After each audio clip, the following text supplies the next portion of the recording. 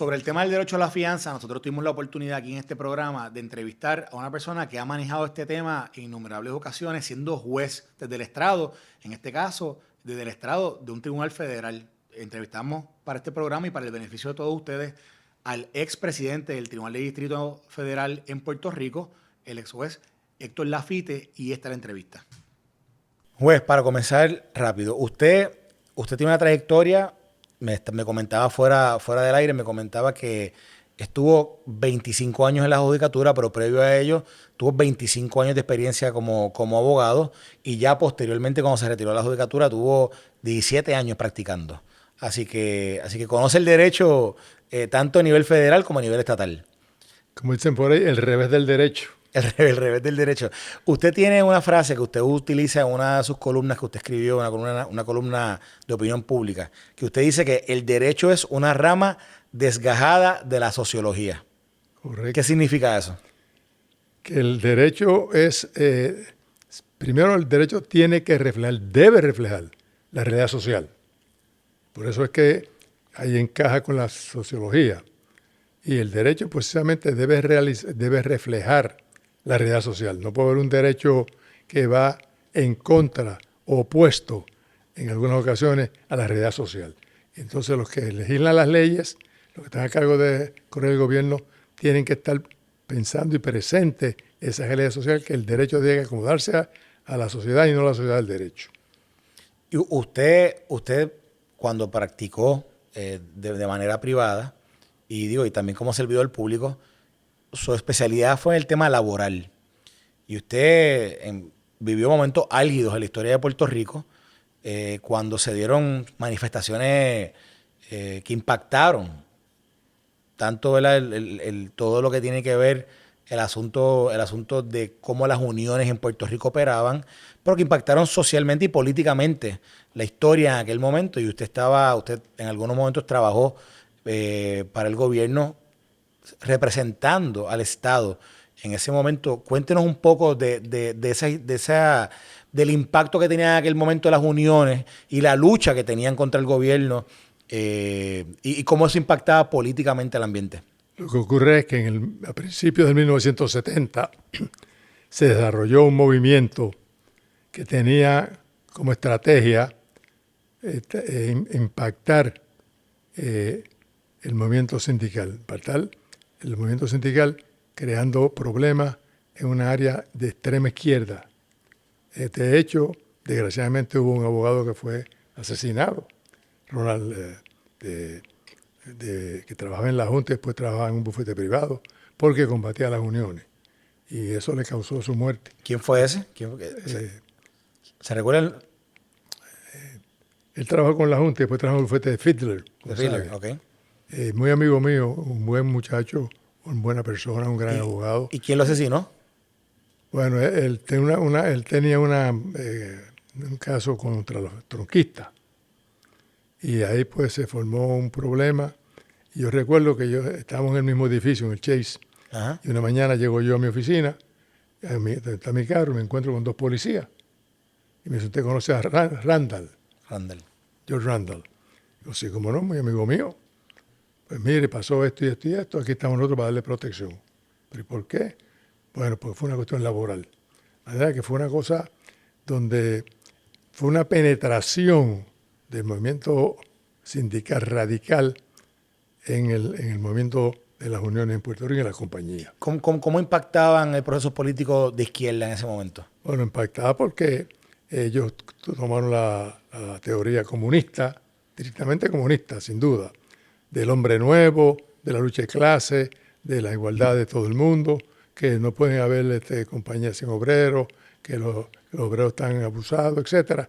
Y también un plan que tenían de identificar en las compañías privadas aquellos jóvenes que podían ser influenciados por esa prédica, y así lo lograron. De manera que eso cogió una velocidad, por decirlo así, seria. Hubo mucha violencia. De hecho, hubo una unión en Puerto Rico que la Junta Nacional de Generación del Trabajo, la federal, desertificó a la unión por sus actos de violencia. De manera que ese fue el cuadro, el ambiente que había en esa época. Y todos esos problemas precisamente llevaron a perjudicar al movimiento obrero. Y hoy en día, el movimiento obrero básicamente donde ocurre es en el gobierno. En la empresa privada no hay tanto. Y tuvo un impacto, toda esa violencia, toda esa realmente forma de actuar, porque ellos tenían la teoría, vamos a pedirle al patrono lo que no pueda dar y vamos a pedirle al patrono lo que dé. Si lo da, lo quebramos, si no lo da, lo hacemos huelga y lo quebramos también. Uh-huh. Esa era la filosofía. Iban también, cuando habían huelgas, por las calles, por los teatros, a dar conferencias. Era un movimiento organizado, con un periódico también que tenía claridad. O sea, que promovían la independencia también para Puerto Rico en aquel momento. Más que la independencia, el comunismo. El comunismo. Socialismo de izquierda, radical. Y posterior a eso, que usted trabajó en temas laborales, usted finalmente es nombrado como juez federal por el presidente Reagan. ¿En qué año fue? ¿En el 80? En el 83. En el 83. Pero antes de ello, además de que yo era abogado laboral, después mi práctica fue evolucionando a práctica general. Ok. O sea, que no era solamente laboral. No, eso fue solamente cuando trabajó para el gobierno. En práctica corporativa, daño y perjuicio, etcétera, contrato. Okay. Entonces, ya cuando usted lo nombra ya en el 83, usted comienza a ver los casos en el tribunal de Puerto Rico. ¿Cómo usted, que venía de una trayectoria en las cortes estatales, cuando ya está en la Corte Federal como juez, cómo usted ve la diferencia en cómo se mueve el derecho y el proceso judicial en términos de comparándolo en el Estado con el gobierno federal? Yo tenía mucha práctica en la federal y en la local también. Okay. Sí, yo era un abogado postulante. Okay. Hay unas diferencias fundamentales. De ahora mismo uno las vive, fundamentales. El sistema federal, en la forma que está construido, estructurado, es un sistema que va dirigido a la eficiencia. Y los casos en la Corte Federal se ven eficientemente. El problema que tiene Puerto Rico en los tribunales, que tanto se critica, tiene dos variantes. Una es estructural, una serie de leyes que precisamente fomentan, aunque sea inconscientemente o conscientemente, la ineficiencia. Estamos en un ejemplo de las suspensiones, que son hoy las reglas en vez de la excepción. En la Corte Federal no se dan suspensiones, es muy raro. Por ejemplo, yo no daba suspensiones. Yo daba una suspensión si el abogado me decía 3 días antes que se iba a morir. Y entonces le daba la suspensión. Pero contrario, 0 suspensiones. No, los casos en la Corte Federal se ven corridos, consecutivos. Uno en la misma semana, lo que dura una semana, dura un mes. En la Corte Local se ve un caso hoy, se ve el mes que viene. Eso, pues, la gente pierde la fe. Pero ¿eso es algo que usted cree que está atado al ordenamiento jurídico o es a una práctica que...? Es para 2 cosas. Dije la estructura. Ajá. Los jueces también. Los jueces son muy complacientes con los abogados. Okay. Los jueces ven casos hoy, mañana, pasado mañana, casos grandes. Pues cogen casos que duran a veces 2 años. Corte local. Yo vi un caso que tenía, que no era mío, pero cuando llegué tenía 25 años. Menos mal que llegamos al Supremo y el Supremo resolvió pronto. Pero es así, es una tragedia. Entonces, en esa comparativa de cómo opera los ordenamientos, tanto en el Estado, y digo el Estado, digo Puerto Rico, ¿verdad? Como Estado de gobierno, y en el sistema federal, el tema de la fianza. El tema de la fianza que para la gente que no conoce, ¿verdad?, tanto del derecho, a nivel federal y a nivel estatal, son derechos asequibles para quien es acusado de delito, pero no se tratan de la misma manera. ¿Usted nos puede explicar cuál es la diferencia? Déjame un poquito contextualizar esta situación. Sí. Los pueblos forman gobierno para protegerse. Esa es la función primordial de constituir gobierno. Por lo tanto, pues hay que considerar esa situación.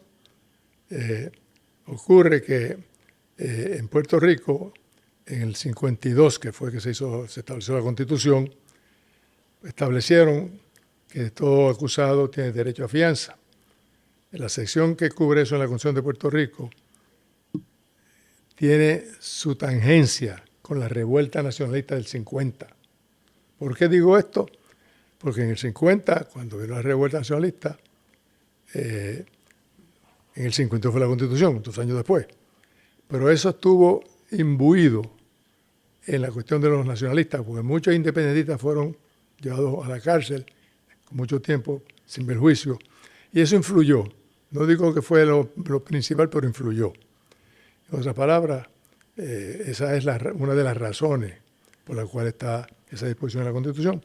Pero si miramos la Constitución del 52, cuando se establece esa condición, ese requisito, no es el mismo Puerto Rico del 52 que del 2024, donde si había asesinato era 1 en 1000, donde la gente dejaba las puertas abiertas, los juguetes en la calle, se podía uno caminar toda la noche, no había problema. Hoy en día usted no puede salir de noche, a veces mucha gente no sale, yo a veces no salgo de noche, porque uno vive amedrentado. De manera que hay asesinatos con armas, rifles, a plena luz del día, masacres, violaciones, abuso de niños, una serie de situaciones que han convertido esto en un issue, en una reclamación, un reclamo del pueblo de Puerto Rico, pidiendo, señores legisladores, gobierno, hagan algo, protéjanos. Volviendo al tema principal que empecé, de que la protección de la ciudadanía es la función principal del pueblo, de un gobierno. De manera que esto es una cuestión de urgencia. De urgencia. Entonces, en Puerto Rico, yo le he leído algunos escritos suyos y en algunos de ellos usted se refiere a la fianza como ese derecho absoluto, como un derecho absoluto. Es porque es un derecho constitucional y no hay forma de restringirlo. No hay derechos absolutos en ningún sitio. Okay. La Constitución no es una excepción. Mire, la Constitución no está escrito en piedra. Si el que hay que darle fianza incide en la peligrosidad de la ciudadanía, el peligro por la ciudadanía, entonces hay que legislar, hay que atender ese asunto. La Constitución no es un pacto suicida. Uno de los problemas que hay en Puerto Rico es que la gente confunde, mucha gente está confundida, muchos juristas, muchos jueces y muchos abogados, de que porque la Constitución de Puerto Rico está escrita y no lo dice la Constitución Federal, pues el de aquí vale más, son más liberales, etc. Pues no, porque hay muchos derechos que no están escritos en la Constitución Federal, que son fundamentales y básicos. El derecho, por ejemplo, que haya la intimidad, que, por ejemplo, el derecho ahora el matrimonio entre parejas del mismo sexo,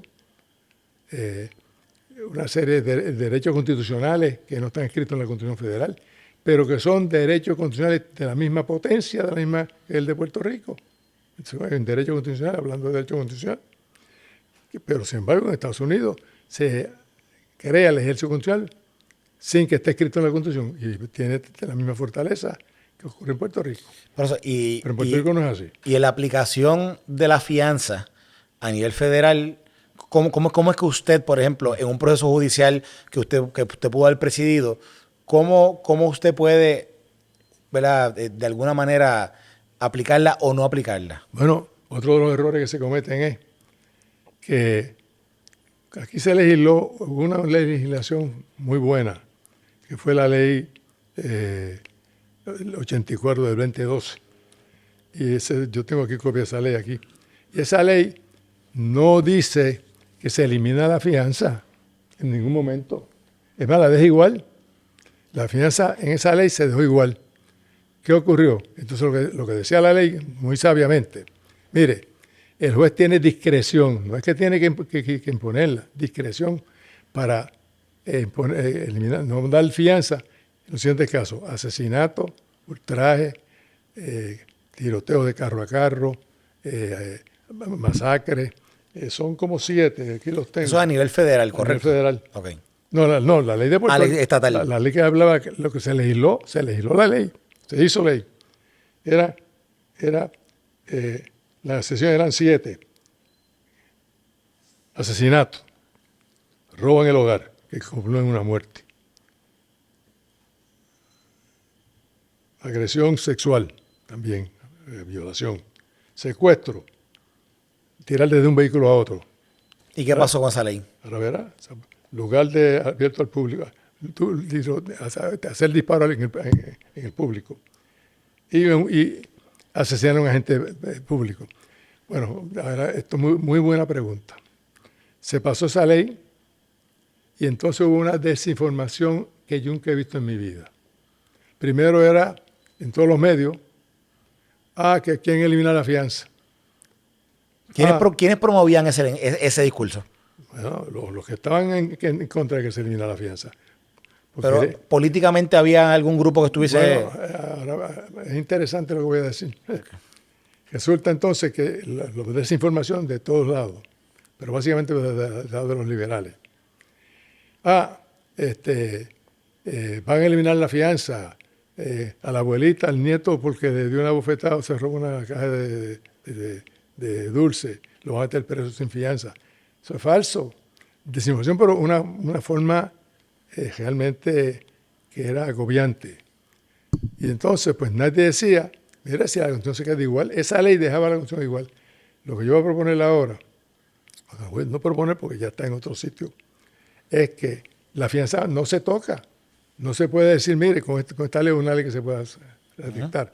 No se toca, se queda como está en la Constitución de Puerto Rico. Pero sí es constitucional y es válido que se pueda reglamentar. Porque también otra cosa que se dicen los jueces y abogados, y realmente es un error garrafal. Pero es que si le niega la fianza, eso viola el derecho a la presunción de inocencia. Eso es falso. Tan falso es que en el 1985 el Tribunal Supremo de Estados Unidos dijo que no la violaba. Hubo un caso que llegó al Tribunal Supremo sobre esto. En Estados Unidos. Que el derecho a que se niegue una fianza no incide, no violenta, no agrede la presunción de inocencia. ¿Por qué? Porque la presunción de inocencia, escúchenme bien, señores, se da solamente en el juicio. Nosotros por la calle no tenemos ninguna presunción de inocencia. Dejamos que le imputen algo. No, eso da en el juicio. Ahí es donde precisamente se coge el jurado y el juez le da unas instrucciones al jurado todo el tiempo, cada vez que hay un receso, mire, la presunción de inocencia existe en el acusado hasta que tanto el gobierno no lo refute. Y es así, por ejemplo, si descansan por la noche, lo mismo. Si hay muchos periódicos y hay mucha prensa negativa, porque estos casos tienen alto perfil, siempre hay que decirle al jurado. Por ejemplo, yo acostumbraba, que yo vi cientos de casos, muchos por jurado, casi todos por jurado. Yo decía, mire, señores jurados, si ustedes escuchan algo en el periódico, en la radio o en el periódico que lo deben leerlo, pero bueno, déjenme decirle que ustedes tienen sitios de preferencia en ese banco de jurados. Los periodistas escriben algo, a veces lo escriben no muy correctamente, no maliciosamente, sencillamente, pues ellos no son expertos en las leyes. De hecho, una vez yo di un curso un sábado a todos los medios de Puerto Rico para explicarles cómo funciona el tribunal en casos criminales. Un sábado, estaban todos allí. De manera que no hay esa cuestión de si hay publicidad adversa, que la va a haber, y es primera enmienda, no pueden eliminarlo. El juez tiene que decirle una instrucción al jurado. El jurado toma un juramento para seguirla y los toma, lo cogen en serio. De manera que esa es una razón para no decir, por favor, no digan que la fianza, negación de fianza, invade la presunción de inocencia. Bueno, pues vamos ahora, ¿cómo se resuelve el problema? Antes de entrar en eso, juez, y le hago una pregunta. Se dice que la fianza no puede ser un castigo, porque realmente la fianza lo que procura es la comparecencia de un acusado de delito. Eso es correcto. Pero sin embargo, por ejemplo, y perdón que lo extremo, pero por ejemplo, en Puerto Rico se ven casos donde se le acusa a un individuo, y hay un video público de golpear un animal y se le da $1 millón de fianza. Y sin embargo se ve otro caso, hay un video de un joven o un señor joven que se ve discutiendo una discusión con un señor mayor, lo golpea, el señor mayor cae al piso, lo recoge del piso, lo tira en la caja de un vehículo, una pick-up, y ahí recibe una fianza que originalmente era de 50,000, luego se la bajan a 2,500 y luego la persona sale. Se estaba enviando un mensaje en ese primer caso por el hecho de la atrocidad de la violencia contra un animal, y en este otro caso se aplicó de una manera distinta. O sea, ¿por qué se ve esa falta de uniformidad en la aplicación de la fianza? Y vamos, de alguna manera sí entra un poco el elemento de castigo. Bueno, lo que ocurre con el proyecto ese que se presentó, y les voy a explicar por qué lo derrotaron. Lo que ocurre es que no hay que poner fianzas tan altas si hubieran la forma que el juez pueda negar la fianza. Pero déjeme decirle, en ese proyecto se dan las situaciones por las cuales se puede quitar la fianza, pero no elimina la fianza por completo. Pero, ¿qué ocurre? En el gobierno federal, ¿qué ocurrió? A pesar de que hay un derecho constitucional en el 1980 y pico para poder no imponer fianza, encontró que en los casos de droga y en muchos casos de violencia se le da fianza a los narcotraficantes y a las personas que cometían esos delitos y continúan cometiendo delitos. Que eran reincidentes. Reincidentes, y si es narcotraficante tiene el dinero para irse. Porque la fianza en Puerto Rico, bueno, evita dos cosas: que el riesgo de fuga y que ponga hasta una fianza.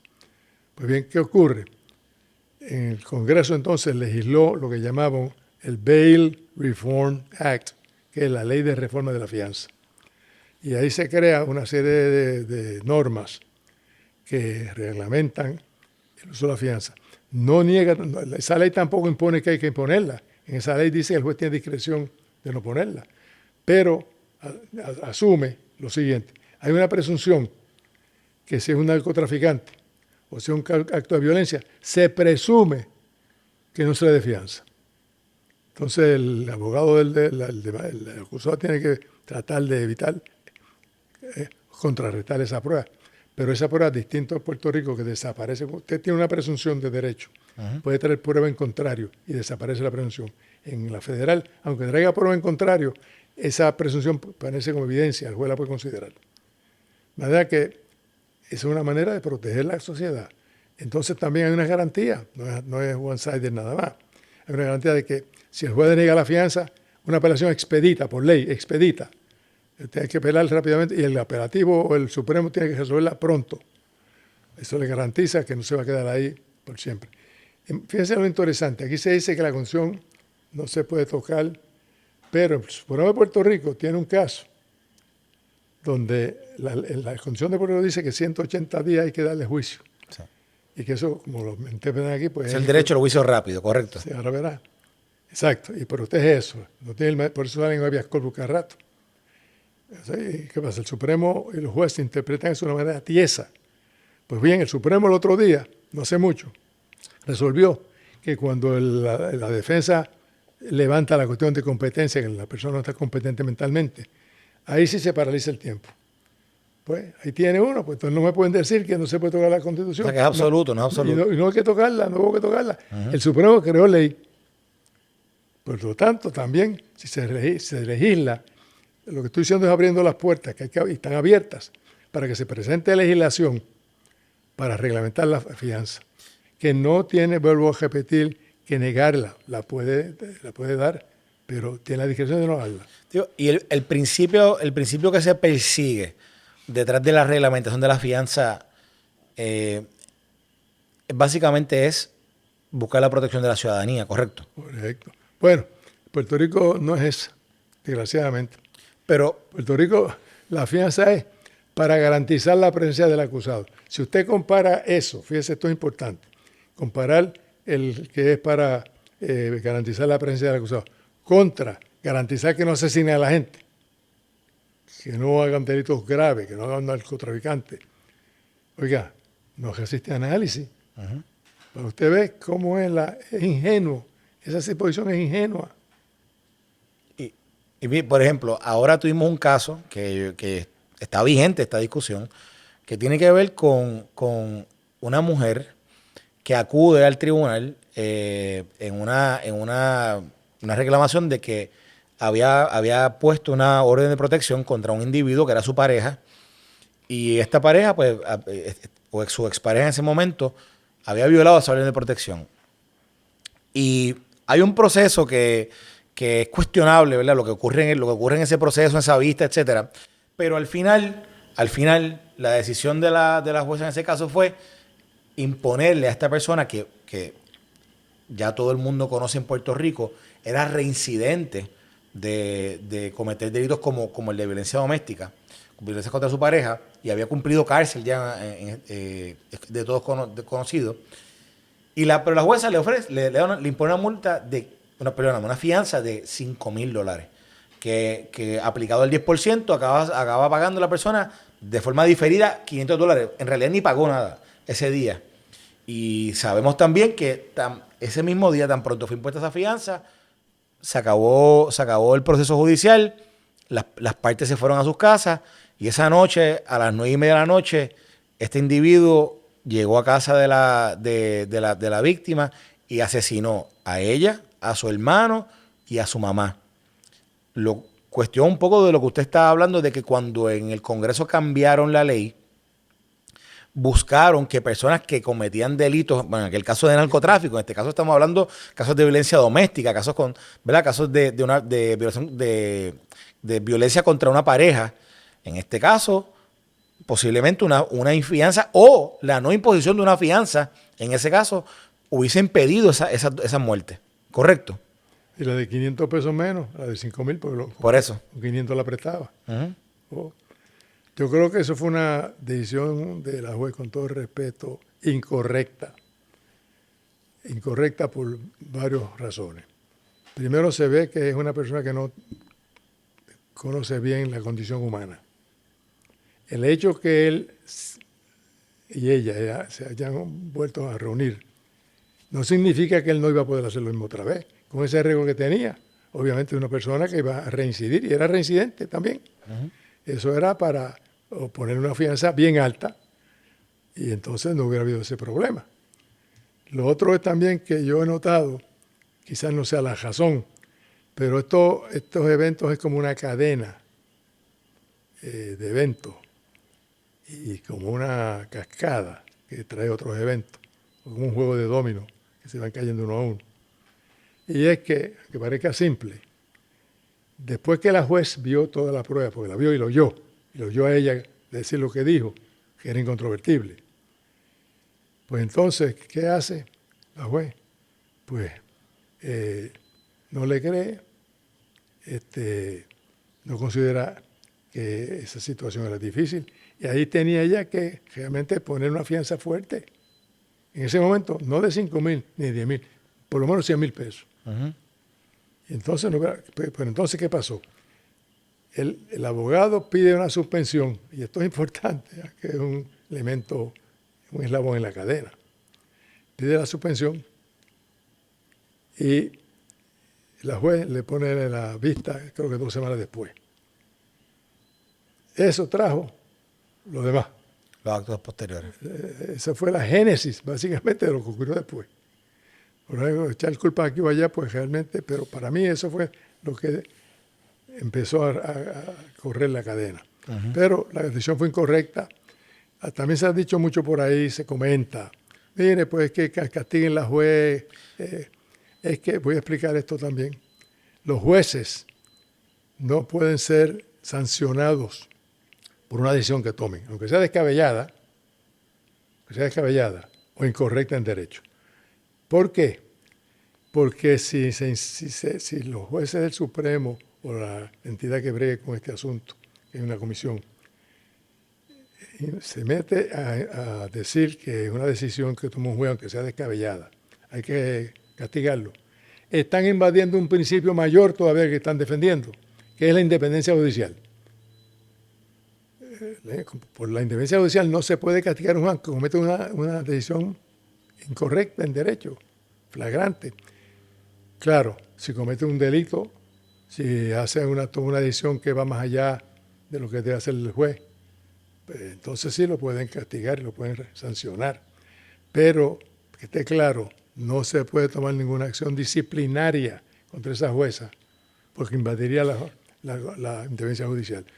Se la pueden remover de sala o cuando venga su renominación no renominarla, pero no disciplinarla. En el caso que usted ha propuesto anteriormente sobre una reglamentación de la fianza, una regulación de la fianza a través de legislación, ella hubiese tenido la oportunidad en un caso como ese de posiblemente de no conceder fianza, ¿correcto? Definitivamente, sin lugar a dudas.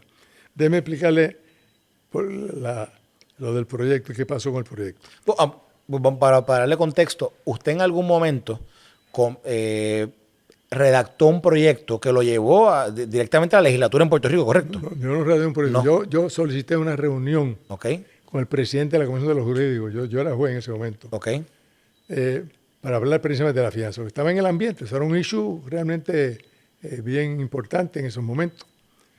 Y me reuní con él y le llevé la copia del Estatuto Federal que reglamenta la fianza, que tiene una serie de cosas muy buenas y que garantiza los derechos del acusado también, no se los viola. Y entonces, pues le expliqué, estuve como una hora explicándole con mucho detalle, le llevé copia de la ley federal. Y entonces me dice, pero si eso hay que hacerle una enmienda a la Constitución. Entonces yo le expliqué por qué no.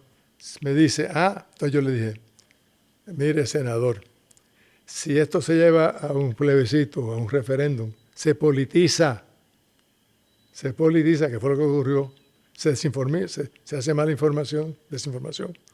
Pero así ocurrió y todos los partidos votaron en contra. Pero ¿por qué usted cree políticamente puede ser un asunto político el hecho de reglamentar o cambiar en la Constitución un derecho que, si bien es cierto que no se va a eliminar, pero sí que se le va digamos, a modificar, reglamentar la forma en cómo se implementa? Porque precisamente todo lo que dijo ahorita al comienzo de esta entrevista, la desinformación fue tan brutal que nunca nadie dijo estas cosas. Yo fui que las dije una vez en una columna.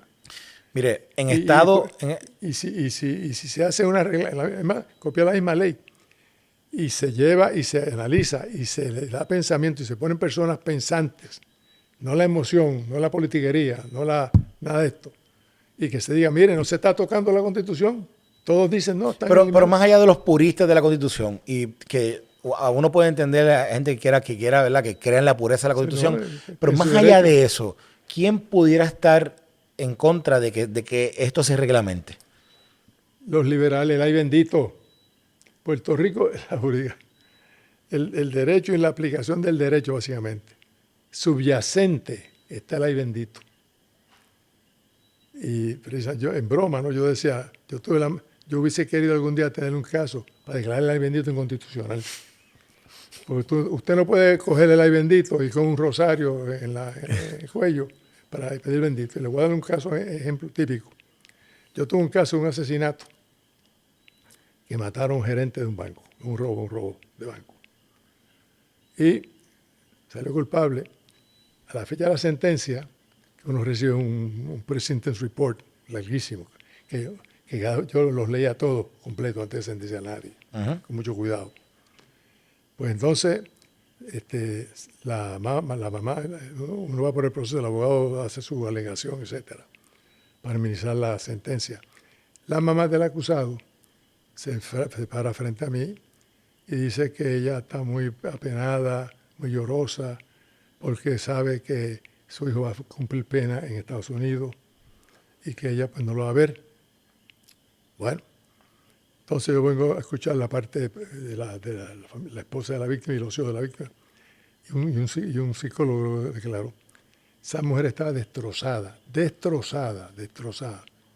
Un ser humano no ha visto una forma emocional tan destrozada como esa persona. Los hijos, bueno, toda una cosa que te lleva al corazón. Bueno, cuando yo llegué a la sentencia, le dije a la señora, mire señora, yo la escucho a usted, su hijo va a cumplir en una perpetua, que yo lo sentí una perpetua, lo cumple en Estados Unidos, pero usted tiene por lo menos la facilidad o la oportunidad de hablar con él por teléfono o si alguien le ayuda económicamente y lo va a ver una vez al año. Esta señora que está aquí derrotada, en ruina, jamás va a ver a su esposo. Si lo va a ver en el cementerio, la visita en el cementerio. Usted tiene la oportunidad de verlo. Por lo tanto, mi corazón, la sentencia es una perpetua. Se mantiene la perpetua. Y es pero si me doy ya por ahí bendito, o sea, ese es el problema. Mucha legislación, opiniones, a veces el mismo Supremo, subyacente. Usted cuando hacen una decisión muy buena, ponen una regla buenísima y se le pone una excepción.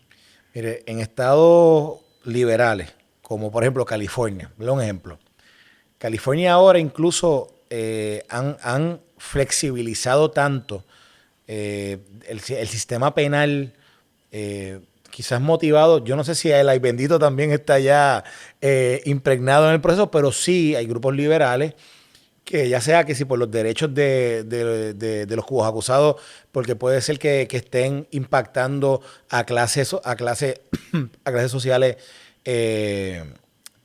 no sé, ¿verdad? Que tengan algún tipo de necesidad o ya sea porque impactan a minorías. Bajo ese argumento, California de momento ya, por ejemplo, incluso hasta no se le impide a una persona robar en un Starbucks, no se le penaliza por robo en tienda y en muchas instancias no se aplica tampoco la fianza, porque de alguna manera los liberales piensan que por la imposición de fianza, una imposición desigual contra que puede impactar a alguien en la sociedad que haya tenido algún tipo de digamos, perdón la redundancia, pero de desigualdad en la vida. Mire, los liberales así, ultraliberales, hay que tener cuidado, ya le dieron sopa a la Gioconda. Cuando tiraron la sopa con A la Mona Lisa. Sí. Hay que tener cuidado con los liberales también, se le va la mano. California, además, el noveno circuito de California, el federal, es el tribunal más revocado por el Supremo, por esa ultraliberalidad que tienen. Y ser liberal es bueno y, claro, es un derecho y es bueno y hacen cosas buenas. Yo fui vicepresidente de la Comisión de Derechos Civiles, cuando el caso de Culebra.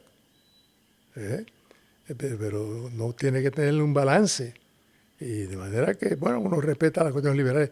¿Usted cree que es liberal que estén en las calles robando? Que, por ejemplo, aquí en las protestas que hacen con el gobierno, cuando van allá a la fortaleza, o en otros sitios, no sea la fortaleza, y cruzan las líneas y se trepan encima de los muros, eso es un delito. No sé por qué no los arrestan, claro, porque hay mucha gente, pero eso no es así. Usted ve en Estados Unidos, tiran una línea y todo el mundo la respeta, y el que la cruza es un delito. Pero aquí pues, está ocurriendo eso, pues hay que tener también un balance. Pues sí, en las calles, cada vez que hay una protesta, ¿y qué de la gente que tiene necesidad de ir al hospital a cumplir con su compromiso? Pues eso hay que verlo también. Tenemos que vivir en una sociedad donde se respeten los derechos humanos, que hay que respetarlos, definitivamente, y también el derecho a la vida. Además, la Constitución Federal y la nuestra dice el disfruta la vida. Usted no puede disfrutar la vida cuando está matanzas en la calle todo el tiempo. O muertes que son abominables, macabras. Entonces, por eso, sopesando lo que son los intereses del ciudadano, del individuo, y reconociendo las libertades del individuo, porque yo creo que es importante reconocer las libertades individuales, pero el interés principal, usted decía ahorita, y lo dijo al comienzo de esta entrevista, dijo que el Estado se crea para asegurar para proveer la seguridad al ciudadano. Muy correcto. Pues eso debería ser un interés apremiante a la hora de evaluar si esto se reglamenta o no se reglamenta, ¿correcto? Yo creo que el pueblo ya, esto ha llegado a un nivel que el pueblo va a reclamar que se reglamente la fianza. No que se elimine, pues no se puede eliminar, como Estados Unidos no se ha eliminado tampoco, pero que se reglamente para que los jueces tengan la autoridad de darla o de negarla. No tienen que negarla siempre. La pueden Por eso, y en la forma como usted sugirió o sugeriría que se reglamente sería tomando tomando en consideración los delitos definitivamente. O sea, la naturaleza del delito. Pongamos el delito que ocurrió, no creo que fue allá por el norte, que a un matrimonio mayor adulto le rompieron la cabeza con un machete. Sí. Son cosas que sí, ocurrió por el sureste, sí, donde, exacto, dos jóvenes asaltaron a una pareja de personas adultas y en el proceso de disponer de los cuerpos, abrieron los cuerpos con machete, exacto. Eso hiere la retina y sacude la conciencia. ¿Cómo no vamos a poner leyes para que podamos evitar eso? Desde el punto de vista, ¿verdad?, conservador, que usted es una persona que a través del tiempo ha enarbolado esos principios, ¿qué usted entiende que Puerto Rico debería promover y preservar que quizás hoy en día se ha perdido o se está perdiendo? Una sola palabra: disciplina. Este es un pueblo indisciplinado, donde todo se permite, donde le falta el respeto a la policía, a los maestros. Hoy vi por televisión un estudiante que por poco agrede a un maestro en el salón de clase. Todas esas cosas. Puerto Rico se está convirtiendo en una sociedad indisciplinada. Y la disciplina y los derechos civiles van mano con mano. Uno no invade el otro. Es cuestión de no sea civil. Vivir no sea civil. Yo termino diciendo, perdón, tengo que decir cómo se legisla. Mira, si está la ley federal de la fianza, la ley muy bien hecha, muy bien redactada, muy bien pensada, pues ahí le tiene para usar esa ley, modificar lo que hay que modificar, adaptarlo. Pero ahí está. Y esa fue la que yo llevé al senador, no voy a decir el nombre, porque se lo advertí. Dígalo cuál es el nombre. Héctor Martínez. Héctor Martínez. Una buena persona. Y en aquel momento, cuando usted le llevó o lo discutió con él, pero decidieron decía que tenía que mirarse la cuestión. Si vas a un referéndum y usted dice que, esta pregunta, ahorita usted la contestó, pero va a ser directa. En 2 ocasiones ha ido a plebiscito el tema del derecho de la fianza y la eliminación del derecho de la fianza en la Constitución. Y en las dos ha perdido. Desinformación, porque no explican bien. Solamente los que se oponen, que oponen desinformando también, cubren más tiempo en los medios que los que quieren que se reglamente. ¿Usted no cree que esto es algo que se reclama el pueblo de alguna manera? Luego de ver casos como el que discutimos ahorita. Yo estoy seguro que hoy en día el pueblo no lee los periódicos, no lee la voz del pueblo. Hoy en día la gente quiere tranquilidad, quiere seguridad, si quiere ir al cine por la noche, quiere ir a una obra de teatro, lo que sea. Y mucha gente no va porque es un riesgo. O sea, esto aportaría... impacta la economía también. ¿Y aportaría a la ley y orden en Puerto Rico? Claro que sí. Puerto Rico tiene que ser un territorio de ley y orden. Muy bien. Además, usted tiene dos legislaciones, la federal que permite restringirla y otra que no, operando en el mismo extensión territorial. Uh-huh. Vamos a darle uniformidad. Mire, le voy a hacer preguntar, voy a salir un poquito del tema de la fianza. Voy a hacerle 2 preguntas o 3 de...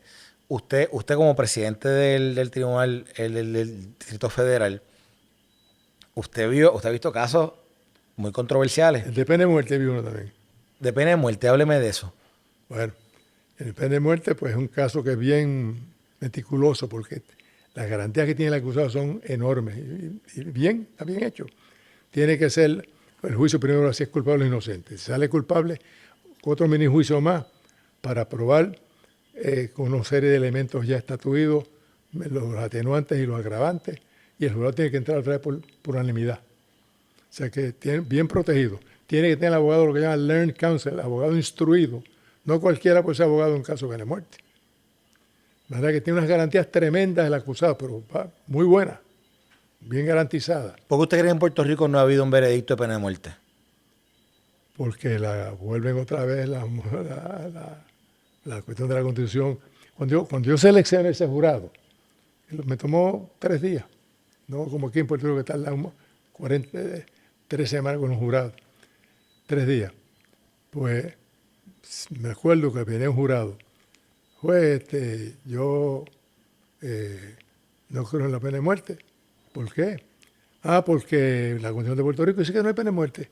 Yo le explico, mire, eso es así, pero también en la federal sí se permite la pena de muerte. Ahora, cuando venía otro, le decía, había uno que le decía, mire, son crudas las preguntas.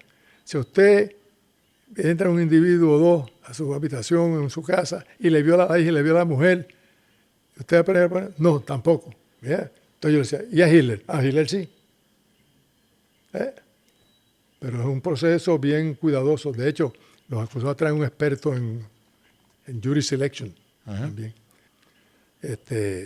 Pero realmente es interesante cuando uno puede competir. Yo practiqué en la local muchas veces, llevé muchos casos al Supremo, al circuito de Boston, en la Corte Federal, y bueno, como juez, miles y miles de casos.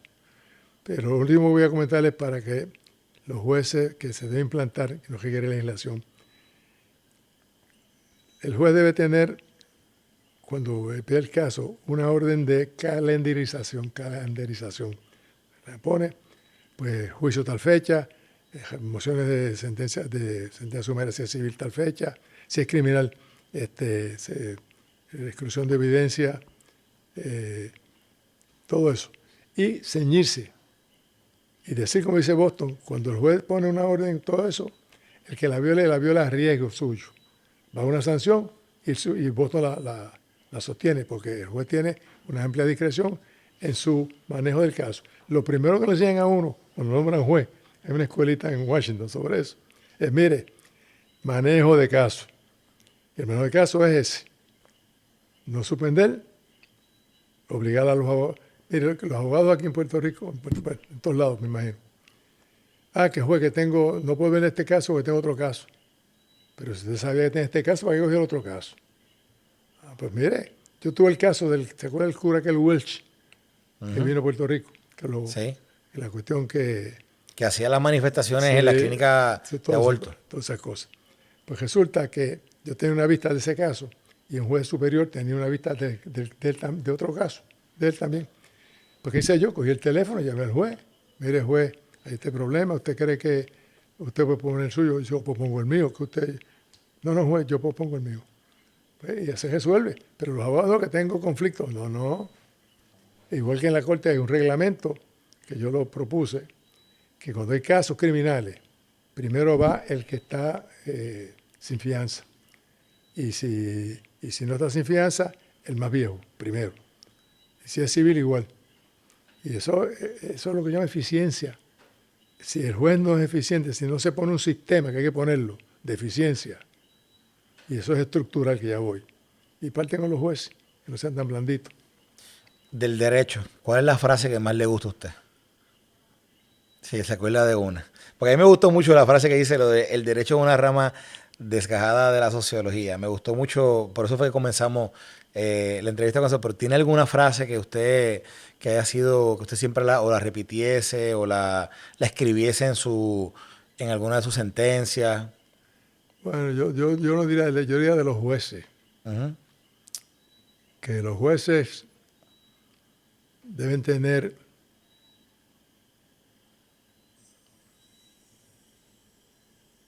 un corazón blandito, una conciencia blandita, pero inteligencia en su conciencia, ambas cosas. Pero me gusta más de que la Constitución no está escrita en piedra y que la Constitución no es un pacto suicida. Muy bien, bueno, pues, juez, encantado de estar esta noche aquí con usted. Gracias mil por la oportunidad de poder tener esta discusión. Y esperemos, mire, que al final del día esto aporte a que pueda haber una discusión inteligente y seria. Exacto. Que sea una discusión. Con aras de... Que sea educativa, que no sea pasional, que no sea ideológica. Esto no tiene que ver con ideología. Esto tiene que ver con la seguridad del pueblo de Puerto Rico, al cual todos estamos comprometidos. Muy bien. Sí mismo. Bueno, pues gracias. Y que tengan muy buena noche.